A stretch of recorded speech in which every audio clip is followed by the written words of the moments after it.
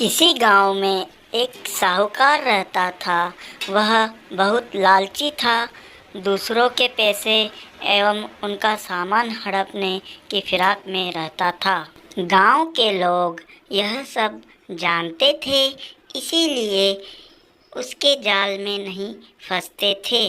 गांव से बाहर के व्यापारी और लोगों को वह आसानी से बेवकूफ़ बनाकर ठग लेता था। साहूकार की यह करतूत राजा तक नहीं पहुंच पाती थी, क्योंकि वह सैनिकों को कुछ स्वर्ण मुद्राएं देकर मामले को रफा दफा कर दिया करता था। पास ही के एक गांव में एक लक्कड़हारा रहता था। वह बहुत बुद्धिमान था। वह रोज जंगल से लकड़ियाँ काटकर गांव में बेचा करता था और अपने परिवार का पालन पोषण किया करता था।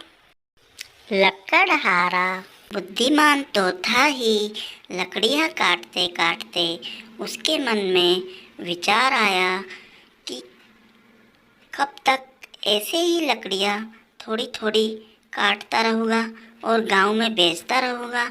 क्यों ना एक दिन लकड़ियाँ काटी जाए और दूसरे दिन लकड़ियों को आसपास के गांव में बेचा जाए, जिससे आमदनी भी ज़्यादा होगी और एक दिन छोड़कर एक दिन ही लकड़ियाँ काटनी पड़ेगी, जिससे शरीर को आराम भी मिल जाया करेगा।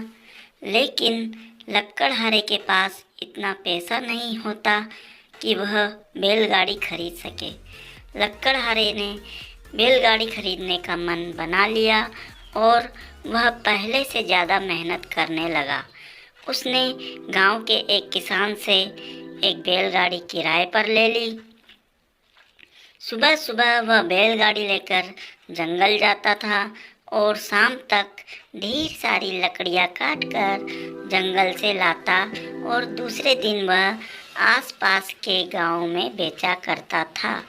खुद की बैलगाड़ी खरीदने के लिए वह धन एकत्रित करने लगा। एक दिन लकड़ियाँ बेचने वह नए गांव गया।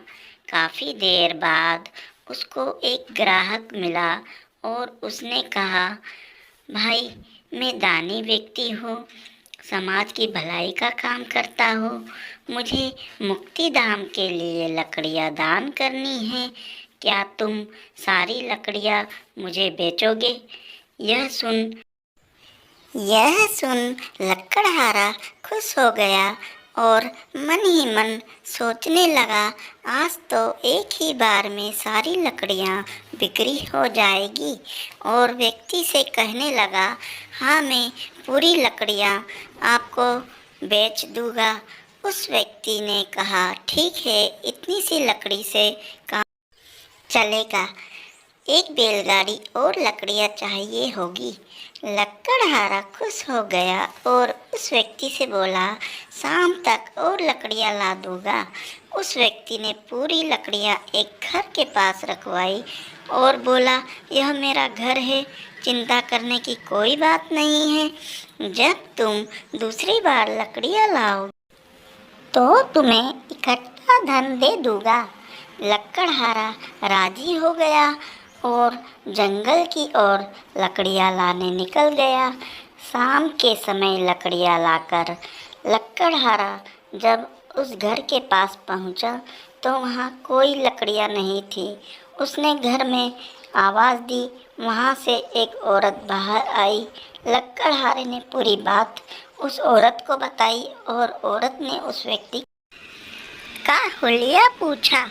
यह जानते ही औरत ने साहूकार की पूरी कहानी लक्कड़हारे को बताई और कहा, तुम्हें साहूकार ने ठग लिया है। लक्कड़हारा उदास होकर अपने घर लौट आया। दूसरे दिन लक्कड़हारे ने सेनापति का भेष बनाकर साहूकार के घर पहुंचा और साहूकार से कहा, मैं इस राज्य का नया सेनापति हूँ। एक लक्कड़हारे की शिकायत आई है मेरे पास। तुम उसकी स्वर्ण मुद्राएं देते हो या कारावास जाना पसंद करोगे? यह सुन साहूकार घबरा गया और उसने स्वर्ण मुद्राएं सेनापति को दे दी और माफ़ी मांगी। सेनापति के भेष में लकड़हारा अपनी स्वर्ण मुद्राएं लेकर वहाँ से चला गया। इस तरह अपनी बुद्धिमानी से लकड़हारे ने साहूकार से अपनी स्वर्ण मुद्राएं प्राप्त कर ली।